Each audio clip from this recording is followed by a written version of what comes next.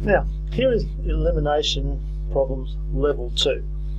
Now, what distinguishes a level 1 question was if you look at the coefficients of one of the unknowns, they are the same. Level 2, not the case. Coefficients of x are 2 and 4, for the y, -3 and 5. So 2 and 4 are not the same, 3 and 5 are not the same, so it's not a level 1 problem. But it is a level 2 problem. A level 2 problem is where one of the coefficients can easily be turned into the other. For example, it's very difficult multiplying to turn a 3 into a 5, but it's very easy to turn a 2 into a 4 just by doubling it. So what you would do here, you would just do that. If I double 2, I've got 4. So I'm going to take my equation number 1 and I'm going to double it to produce the following result. So ready from left to right, it's no longer 2x, it's now 4x. It's no longer take away 3y, it's take away 6y. It's no longer 14, it's now 28. I would call that equation number 1 part A, because I've taken, it's from equation 1, but it's been modified. If I have a look now at equation 1A and equation 2, they both have a 4x. That can be combined and eliminated. So this 4, I have a positive 4. This here is also a positive 4. How do I combine them to get a result of 0? By doing a subtraction. So I'm now going to do, it's pretty well set up already for me. I'm going to do equation 2, take away equation 1A.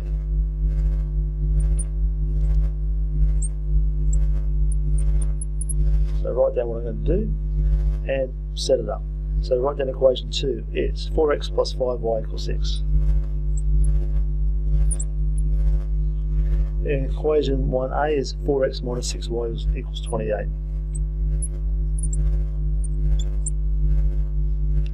It's set it up like a subtraction, so put your line there, the answer goes below it, bracket off the bottom one, and put a minus at the front.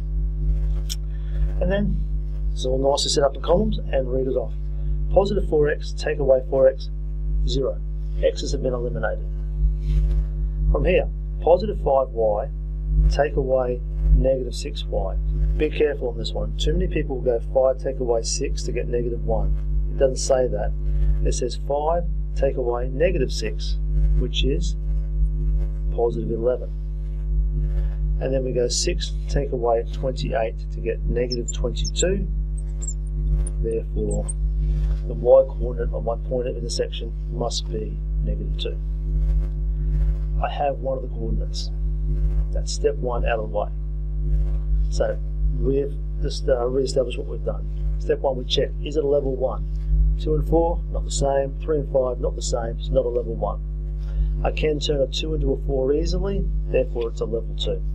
I do that transition. I turn this into this. I then combine these two equations here because they have the same coefficient of x.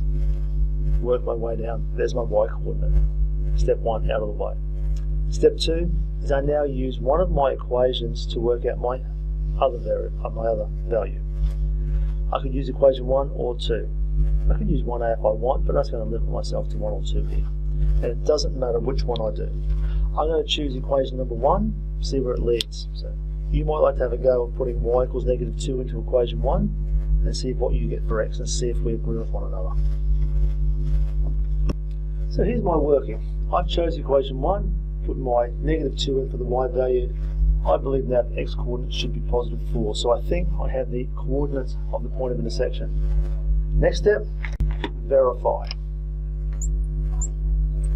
To do that, I now substitute the point that I've got, which is 4, negative 2. Now, I used equation 1 here in my calculation, therefore I'm going to use the other one when it comes to my verification.